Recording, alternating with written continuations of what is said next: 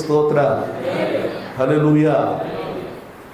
ఓడిపోయినటువంటి వారి దగ్గర గెలిచిన వాడు ఏం చేస్తాడంటే వారి యొక్క ఆయుధాలన్నీ తీసుకుంటాడు. దేవునికి స్తోత్రం కలుగునుగాక. హల్లెలూయా. ఈ మాటలు గమనించండి. కొలస్సీ పత్రిక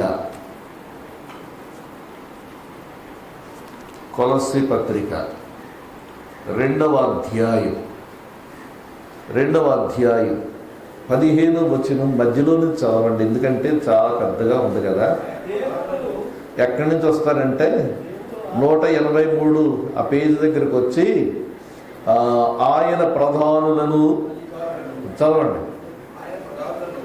ఆయన ప్రధానులను అధికారులను నిరాయుధులనుగా చేసి సిలువ చేత జయోత్సవముతో వారిని పట్టి తెచ్చి బాహాటముగా వేడుకకు కనుపరచెను. దేవునికి స్తోత్ర.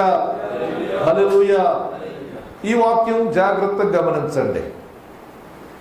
ఆయన సాతాను వారి యొక్క అనుచరుల మీద విజయం సాధించాడు. ప్రాణం పెట్టి శక్తిహీనునిగా చేశాడు. తిరిగి లేచి విజయం పొందాడు. ఆయన ఏం చేశాడంటే శత్రువు చేతిలో ఉన్నటువంటి ఆయుధాలన్నిటినీ కూడా తీసుకున్నాడు. నిరాయుధునిగా చేశాడు. నిరాయుధునిగా చేసేటప్పటికీ ఆయనకు గొప్ప విజయం కలిగింది. దేవునికి స్తోత్ర. ఆయనకే కాదు, ఆయన నమ్ముకున్నటువంటి వారందరికీ కూడా విజయం కలిగింది. నేను ఒక సంఘటన చదువుతా ఉన్నాను. నేను 1945 సంవత్సరంలో 2వ ప్రపంచ యుద్ధం జరిగింది. ఈ 2వ ప్రపంచ యుద్ధంలో అమెరికా దాని మిత్రపక్షాలు, అలాగే జపాన్ దాని మిత్రపక్షాలు, వారిరువురికి మధ్య యుద్ధం జరిగింది. యుద్ధం జరిగిన తరువాత ఈ యుద్ధంలో గెలిచింది ఎవరంటే అమెరికా దాని మిత్ర పక్షాలు గెలిచాయి. గెలిచిన తర్వాత టోక్యో సముద్రం దగ్గర, టోక్యో సముద్రపు ఒడ్డున అమెరికా నౌకాదళం ఉంది. ఈ అమెరికా నౌకాదళం మిస్సోరీ అనేటువంటి నౌకాదళం, ఒక నౌక ఉంది. ఈ మిస్సోరీ అనేటువంటి నౌక దగ్గర జపాన్ సైన్యం వారికి లొంగిపోతా ఉంది, అమెరికాకు లొంగిపోతా ఉంది. జపాన్ సైన్యాధ్యక్షుడు తన యూనిఫారం వేసుకున్నాడు. తన యూనిఫారం వేసుకుని తనకున్నటువంటి మెడల్స్ అన్నీ కూడా ధరించుకొని అక్కడికి వెళ్ళాడు. జపాన్ దేశం తరపున ఆ సైన్యాధ్యక్షుడు వెళ్ళాడు. అమెరికా సైన్యం తరపున వారి సైన్యాధ్యక్షుడైనటువంటి మెకార్థర్ అనేటువంటి ఆయన వచ్చాడు. ఇద్దరు కూడా ఒకరినొకరు చూసుకున్నారు. మెకార్థర్ వచ్చి ఏం చేస్తున్నాడంటే అతని యొక్క యూనిఫారం మీద ఉన్నటువంటి ఆ పతకాలు, భుజం మీద ఉన్నటువంటి పతకాలు, రొమ్ము మీద ఉన్నటువంటి పతకాలు ఒక్కొక్కటి కూడా తీసి పారవేశాడు. అంటే దాని అర్థం ఏంటంటే నీకు ఇక ఏ విధమైనటువంటి శక్తి లేదు, నీవు నిరాయుధుడవు అని చెప్పి అన్ని తీసేసిన తర్వాత ఓడిపోయినటువంటి జపాన్ సైన్యాధ్యక్షుడు ఏం చేశాడంటే ఒక కత్తి తీసుకుని వచ్చి ఆయన చేతికి అప్పగించి, మీకు మేము పూర్తిగా లొంగిపోయాము. అప్పటి నుండి ఇప్పుడు ఇద్దరు వ్యక్తులు కాదు, ఒక ప్రక్కేమో జపాన్, మరొక ప్రక్కేమో అమెరికా సైన్యం. ఈ అమెరికా సైన్యం యొక్క విజయం అది దేశానికి అంతటికి చెందుతుంది. జపాన్ యొక్క అపజయం వారందరికీ చెందుతుంది. దేవునికి మహిమ. హల్లెలూయా, హల్లెలూయా. సాతాను యొక్క ఆయుధములన్నిటినీ కూడా ప్రభు అయినటువంటి యేసయ్య తీసుకున్నాడు. ఇది యేసు ప్రభువుని వెంబడిస్తున్నటువంటి వారందరికీ కూడా గొప్ప ఉత్సాహాన్ని ఇచ్చేటువంటిది. దేవునికి స్తోత్రం. ఆయుధాలన్నీ తీసుకున్నాడు కదా. ఇప్పుడు వారి చేతిలో ఉన్నటువంటి ఆయుధాలు ఏంటో తెలుసా? అవి నకిలీ ఆయుధాలు. అవి చూడ్డానికి నిజమైనటువంటివిగానే కనబడుతూ ఉంటాయి. అవి చూడ్డానికి నిజమైనవిగా కనబడుతుంటాయి, కానీ అవి పనికిరానటువంటి ఆయుధాలు. చూడండి, కొన్నిసార్లు ఏం చేస్తుంటారంటే బొమ్మ తుపాకీ పట్టుకొచ్చి బెదిరించారనుకోండి, తెలియక ప్రజలు ఏమవుతారు? కంగారైపోతారు. అయిపోవు, తుపాకీ పట్టుకొచ్చాడు అని చెప్పి కంగారైపోతారు. ఇది సాతాను యొక్క పరిస్థితి. వాని యొక్క ఆయుధములన్నిటినీ కూడా ప్రభు తీసుకున్నాడు. దేవునికి స్తోత్రం. హల్లెలూయా. మీరు గమనించండి, నేను చాలా మంది చెప్పాను. నేను కరోనా సమయంలో నేను అమెరికాలో ఉన్నప్పుడు ఇదే చెప్పాను. నేను కరోనా వచ్చిందని కంగారు పడుతుంటే ఒకటే మాట చెప్పాను, యేసయ్య సిలువను జ్ఞాపకం చేసుకోండి. యేసయ్య సిలువకెక్కాడు, సాతాను యొక్క బలము నశించింది, కరోనా యొక్క బలము నశించింది, ఈ కరోనా వ్యాధి నిన్ను ఏమీ చేయలేదు అని నువ్వు నమ్ము. దేవునికి స్తోత్రం కలుగునుగాక. హల్లెలూయా. విశ్వాసులారా, ఇది మనం బాగా బలముగా ముద్రించుకోవాలండి. సాతాను నిరాయుధుడు. ఏ విధమైనటువంటి ఆయుధం వారి చేతిలో లేదు. వారి చేతిలో ఉన్నవన్నీ కూడా అవి నకిలీ ఆయుధాలని చెప్పి మనం గమనించాలి. దేవునికి స్తోత్రం కలుగునుగాక. హల్లెలూయా. ఇంకొక మాట చెప్తాను నేను. చాలాసార్లు వాడు ఏమీ చేయలేడు, కానీ వాడు బెదిరించడానికి చూస్తాడు. బెదిరించి మనం ఏమవుతున్నామంటే పరిగెత్తుతున్నాం. ఒక ఆయన ఒక ఉదాహరణ చెప్పాడు. ఆఫ్రికా దేశంలో సింహాలు చాలా ఉంటాయి. కొన్ని యవన ప్రాయములో ఉన్నటువంటి సింహాలు, కొన్ని వృద్ధాప్యంలో ఉన్నటువంటి సింహాలు. సింహపు వాసన చూస్తే ఆ ప్రక్కన ఉన్నటువంటి జంతువుల దగ్గర కూడా వెళ్ళం. సింహ గర్జన వింటే అవి ఎక్కడికో పారిపోతాయి, గర్జనకు పారిపోతాయి. ఇవి ఏం చేస్తాయంటే పరిగెట్టలేనటువంటి సింహాలు పైన ఉంటాయి, పరిగెట్టి పట్టుకోగలిగినటువంటి సింహాలన్నీ కింద ఉంటాయి. ఈ ముసలి సింహాలు ఏం చేస్తాయంటే అవి పరిగెత్తలేవు కదా, పరిగెత్తలేవు కానీ అవి గర్జిస్తాయి. క్రింద ఉన్నటువంటి సింహాలు పరిగెత్తగలవు. ఈ యొక్క సింహ గర్జన విని జంతువులు ఏం చేస్తాయంటే ఇక్కడ ఉంది సింహం అని చెప్పి అవి పరుగు పరుగున కిందకు వస్తాయి. గర్జన విని పారిపోతాయి. గర్జన విని పారిపోయినటువంటి జంతువులు ఏమవుతాయంటే ఈ యొక్క సింహాలకు ఎరవుతాయి. గర్జన విని గర్జన వైపు పరిగెట్టినటువంటి జంతువులు అవి సింహాల నుండి తప్పించుకుంటాయి. దేవుని స్తోత్రం కలుగుతాయి. సాతాను కూడా ఏం చేస్తాడంటే గర్జిస్తూ ఉంటాడు. ఈ గర్జన శబ్దం విని ఏదో చేస్తాడని చెప్పి అబద్ధాలు గర్జిస్తాడు, తప్పుడు సిద్ధాంతాలు గర్జిస్తాడు, లేకపోతే మోసపు నిరీక్షణలను గర్జిస్తాడు, రకరకాలుగా గర్జిస్తూ ఉంటాడు. ఆ గర్జన వైపు పరిగెత్తాలి, కానీ గర్జన విని దూరంగా పరిగెత్తితే మనం ఓడిపోతామనేటువంటి మాటను జ్ఞాపకం చేస్తా ఉన్నాను. దేవుని స్తోత్రం కలుగుతాయి. హల్లెలూయా. గర్జన వైపు పరిగెత్తాలి. మీకు ఒక మాట దేవుని యొక్క వాక్యములో నుండి జ్ఞాపకం చేస్తాను. పరిశుద్ధ గ్రంథం నుండి యోబు గ్రంథంలో ఈ మాట వ్రాయబడి ఉందండి. దేవునికి స్తోత్రం కలుగునుగాక. హల్లెలూయా. యోబు గ్రంథం 39వ అధ్యాయం 22వ వచనం. అది భయము పుట్టించు దానిని వెక్కిరించి భీతి నొందకుండును. ఖడ్గమును చూచి వెనుకకు తిరగదు. అంబుల పొదియు తలతరులాడు ఈటెలను బల్లెమును దాని మీద గడగడలాడించినప్పుడు ఉద్దండ కోపముతో అది దాని వైపునకు బహుగా పరిగెత్తుతుందంట. కోపం గర్జన విన్న తర్వాత ఏం చేస్తుంది అని గర్జన వైపు పరిగెత్తాలి. అది దేవుని స్తోత్ర. గర్జన విని భయపడి పారిపోయామనుకోండి, గర్జన విని భయపడి పారిపోతే మనము అపజయం పొందుతాం. దేవునికి స్తోత్రం కలుగునగా. గర్జన వైపునకు పరిగెత్తాలి. కోపముతో ఏం చేయాలంటే గద్దించాలి. దేవునికి స్తోత్రం కలుగునగా. హల్లెలూయా.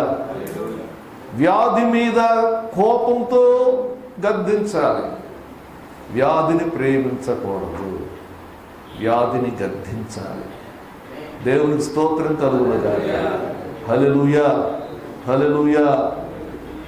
ఇక్కడ మనం చూస్తా ఉన్నాం, అతని కంటే బలవంతుడు ఏం చేస్తున్నాడు?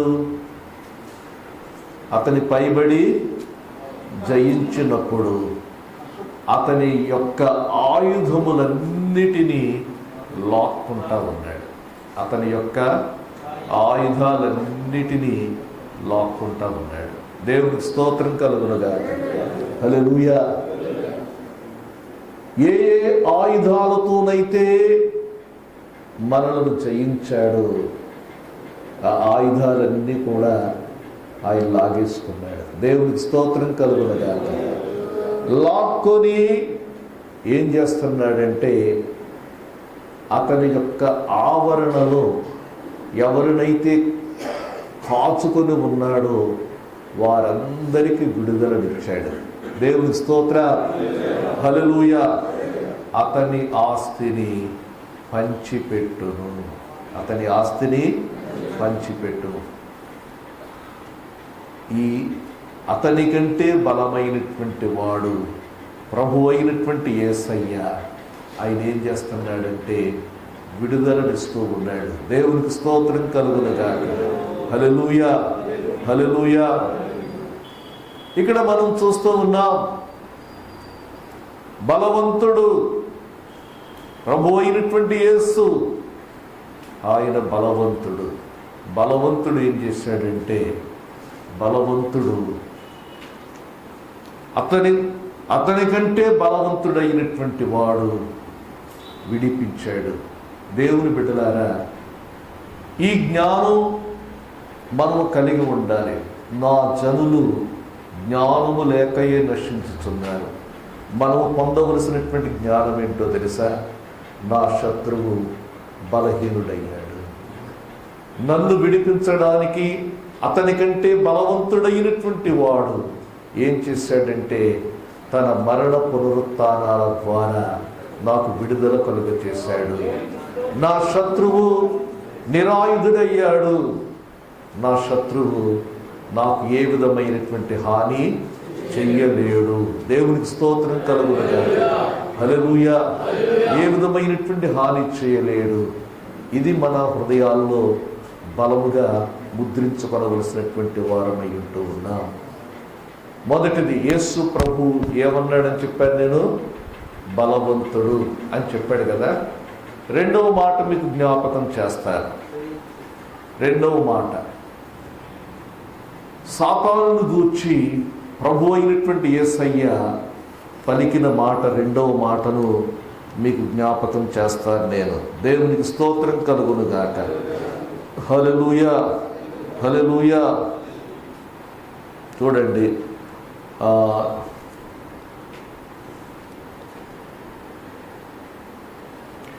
యోహాను సువార్త 14వ అధ్యాయం, యోహాను సువార్త 14వ అధ్యాయం 30వ వచనం.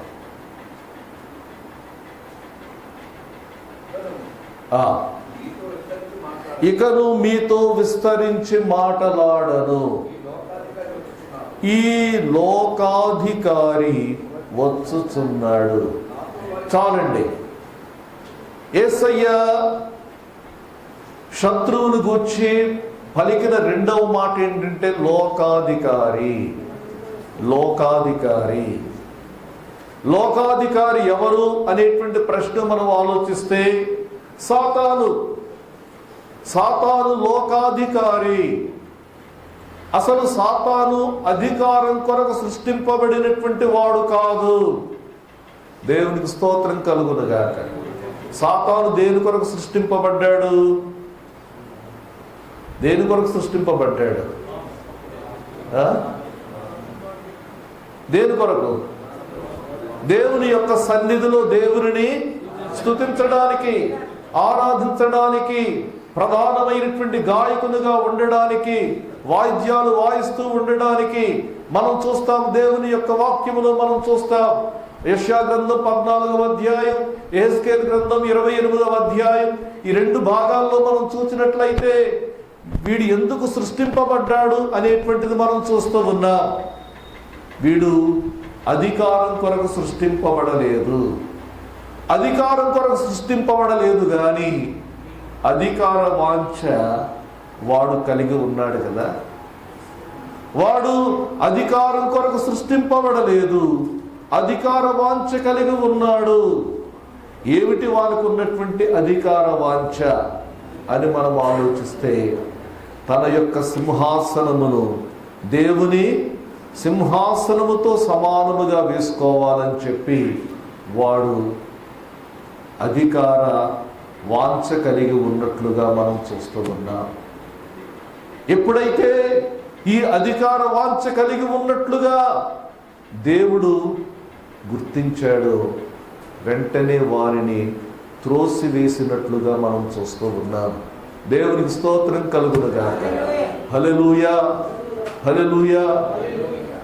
మన అధికార నియమం పైకి వెళ్ళాలని కాదు కానీ మన అధికార నియమం ఏంటంటే సేవక అధికార నియమం. సేవకత్వంలో అధికారం, సేవకత్వంలో అధికారం. దేవునికి స్తోత్రం కలుగునుగాక. హల్లెలూయా. అందరూ పైకి ఎగబాకాలనుకుంటారు, యేసు ప్రభువేమో కిందకు వచ్చాడు. దేవునికి స్తోత్రం. ఆయన క్రిందకు రావడానికి 7 మెట్లు దిగి వచ్చాడు.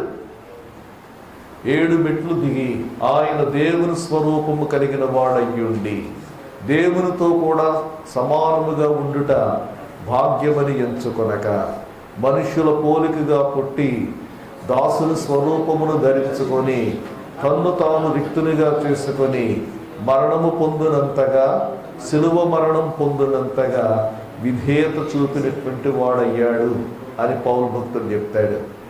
ఆయన 7 మెట్లు దిగి వచ్చాడేమో, దేవుడు ఆయనను 7 మెట్లు పైకెక్కించాడు. దేవుని స్తోత్రం కలుగునుగాక.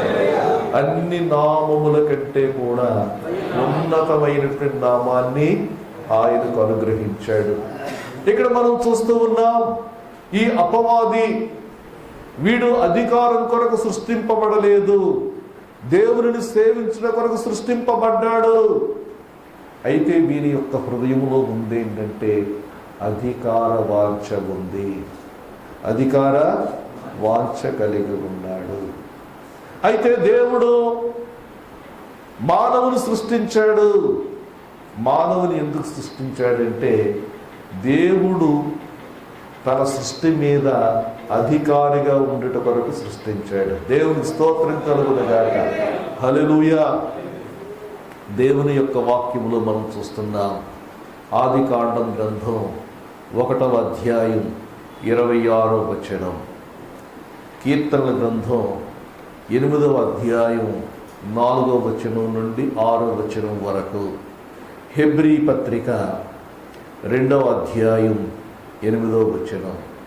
ఈ వచనాల్లో మనం చూస్తున్నాం, మానవుని దేవుడు ఏం చేశాడంటే దేవదూతల కంటే కొంచెం తక్కువ వానిగా చేశాడు, మహిమా ప్రభావములతో అలంకరించాడు. తన చేతి పనులన్నిటి మీద కూడా మానవునికి దేవుడు అధికారం ఇచ్చాడు. మనమేమో అధికారం కొరకు సృష్టింపబడ్డాం. అయితే సాతానేమో అధికారం కొరకు సృష్టింపబడలేదు. కాబట్టి ఇక్కడ జరిగింది ఏంటంటే, సాతాను అధికారం కావాలనేటువంటి కోరిక వాని యొక్క హృదయములో ఉండిపోయింది. వాని యొక్క హృదయములో ఉండిపోయి ఏదెను వనములో అధికారముతో ఉన్నటువంటి ఆదాము హవ్వల దగ్గరికి వెళ్ళాడు. హవ్వమ్మ దగ్గరకు వెళ్ళి బలవంతంగా లాక్కోలేడు కదా వారికి ఉన్న అధికారాన్ని. దేవునికి స్తోత్రం. బలవంతంగా లాక్కునేటువంటి శక్తి వీరికి లేదు. ఆదాము హవ్వల దగ్గరికి వెళ్ళాడు. వాడు ఎలా లాక్కున్నాడు అనేటువంటి ప్రశ్న మనం ఆలోచిస్తే, అబద్ధం చెప్పాడు, ప్రేరేపించాడు. వాడు చేయగలిగింది అదే. బలవంతంగా ఆదాము హవ్వల దగ్గర నుండి అధికారం తీసుకోలేడు. అయితే వాడిని ఏం చేశాడంటే ప్రేరేపించాడు. ప్రియులారా, చాలా జాగ్రత్తగా ఉండాలి మనం. సాతాను ప్రేరేపించేటువంటి వాడు. ఎప్పుడైతే సాతాను ప్రేరేపించాడో వారు చేసినటువంటి పని ఏంటంటే, దేవుని మాటకు అవిధేయులయ్యారు. సాతాను యొక్క మాటలకు మోసపోయారు. దేవుని మాటను అనుమానింపజేశాడు. దేవుని ప్రేమను, దేవుని యొక్క యథార్థతను, దేవుని యొక్క అధికారాన్ని అనుమానింపజేశాడు. ఎప్పుడైతే అనుమానింపజేశాడో ఆదాము హవ్వలు పాపం చేశారు. పాపం చేసిన తర్వాత అంతవరకు వారి తలపై ఉన్నటువంటి కిరీటం పడిపోయింది. వారి చేతిలో ఉన్న అధికార దండం పడిపోయింది. వెంటనే వాడు పుచ్చుకున్నాడు అన్నమాట. అది వెంటనే వాడు ఏం చేశాడు? అధికార దండం తీసుకున్నాడు. పడిపోయిన కిరీటం తీసుకొని నేనే అధికారిని అన్నట్టుగా అప్పటి నుండి ఏం చేస్తున్నాడంటే వాడు అధికారం చేస్తానన్నాడు. వాడు లోకాధికారి కాబట్టి ప్రభు అయినటువంటి యేసుతో అన్నాడు, నీ ఒక్కసారి నాకు సాగిలపడి నమస్కారం చేయి, ఈ లోకరాజ్యములన్నీ కూడా నేను ఇచ్చేస్తాను. అసలు ఈ లోకరాజ్యములన్నీ కూడా ఎవరికి అధికారం క్రింద ఉండాలంటే నీ అధికారం క్రింద, నా అధికారం క్రింద ఉండాలి. అయితే రాజదండం చేతిలో నుండి పడిపోయింది. మహిమ కిరీటం తల నుండి జారిపోయింది. వాడు టక్కులు తీసుకున్నాడు, వాడు పెట్టుకున్నాడు.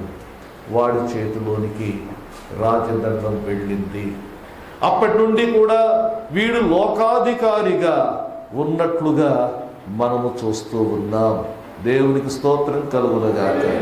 హల్లెలూయా, హల్లెలూయా.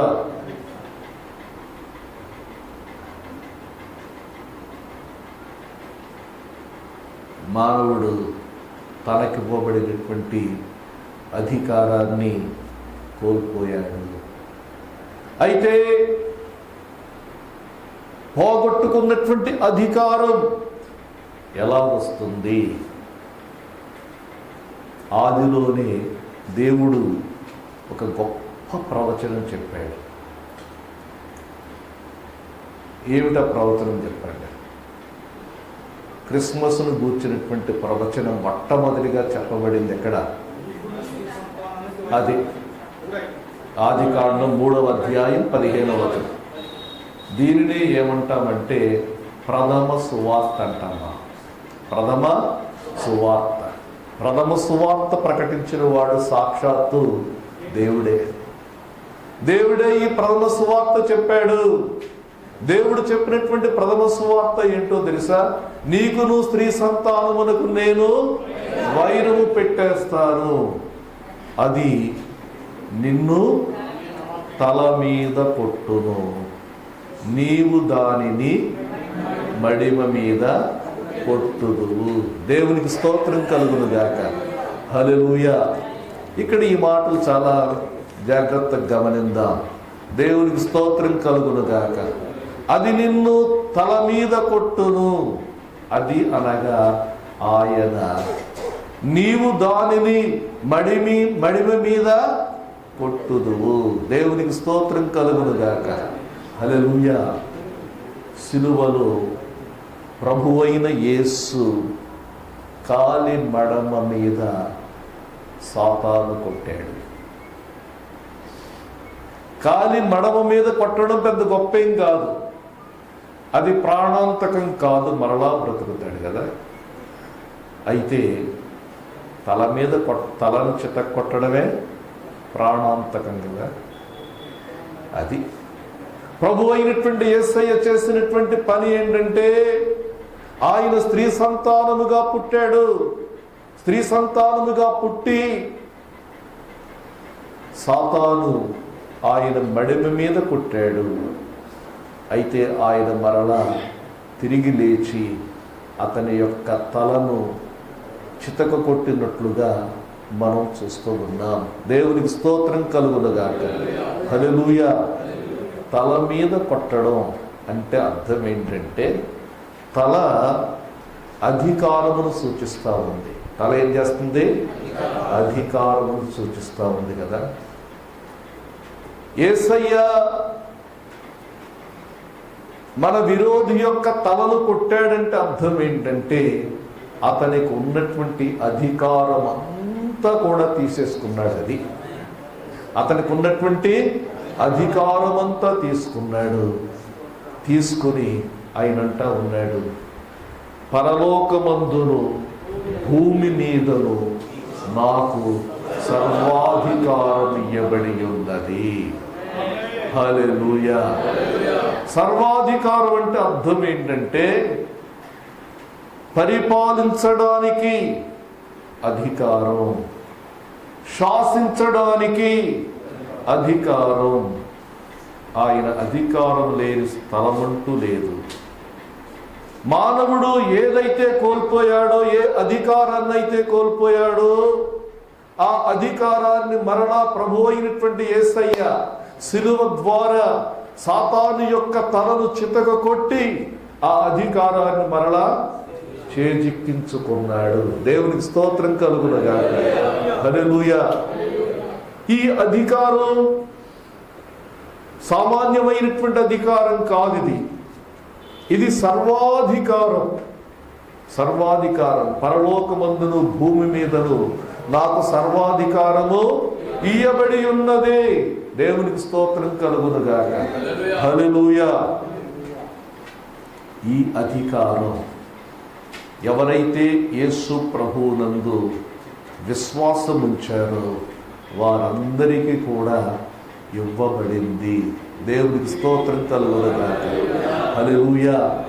ఒకే ఒక మాట చెప్పేసి బాబా ముగిస్తాను నేను. ఒక్క మాట, ఎందుకంటే చాలా టైం అయిపోయింది కదా, నాకు తెలుసు. ఎందుకంటే నేను అవ్వలేదు, టైమే సరిపోతుంది అది. దేవునికి స్తోత్రం కలుగు. ఈ చెప్పే మాటలు మీకు ఏమన్నా ప్రయోజనకరంగా ఉన్నాయా? చాలా చాలా ప్రాముఖ్యం. జ్ఞానం. ఏం జరిగింది? మనకు ఈ జ్ఞానం కావాలి. శత్రువు నశించాడు. శత్రువు యొక్క అధికారం, యేసయ్య శత్రువు చేతిలోకి వచ్చినటువంటి అధికారాన్ని చేజిక్కించుకున్నాడు. ఇప్పుడు ఆయనకు శాసించే అధికారం ఉంది, అధికారం చేసేటువంటి అధికారం ఉంది. ఈ అధికారాన్ని ఎలా మనం పొందుకుంటామో నేను తర్వాత చెప్తాను. దేవుడి మాటలు దీవించును గాక.